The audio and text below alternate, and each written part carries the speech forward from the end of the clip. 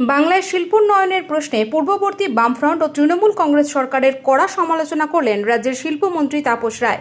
শুক্রবার বাঁকুড়া জেলার মেজিয়ায় একটি বেসরকারি শিল্প সংস্থার সম্প্রসারণ প্রকল্পের খুঁটি পুজো অনুষ্ঠানে যোগ দিতে যাওয়ার পথে অন্ডালের কাজী নজরুল ইসলাম বিমানবন্দরে সাংবাদিকদের মুখোমুখি হয়ে তিনি বলেন, দীর্ঘদিন ধরে বাংলার শিল্পায়ন বাম ও তৃণমূল সরকারের আমলে কার্যত থমকে ছিল। বর্তমান সরকার শিল্পবান্ধব পরিবেশ গড়ে তুলে নতুন বিনিয়োগ আনার লক্ষ্যে কাজ করছে। থেকে শিল্প চলে গেছে, শিল্প তো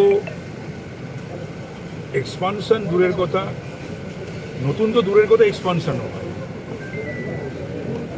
আর কারণ বাংলাকে তার পুরনো গরিমায় ফেরাতে হবে, পরিযায়ী শ্রমিকের সংখ্যা কমাতে হবে, এখানকার ছেলেমেয়েরা যাতে বাড়িতে তাদের বাবা মা স্ত্রীপুত্র পরিবারের সঙ্গে থাকতে পারে তার বন্দোবস্ত করতে হবে। সেটাই হচ্ছে ভিশন আমাদের সম্মানীয় মুখ্যমন্ত্রী।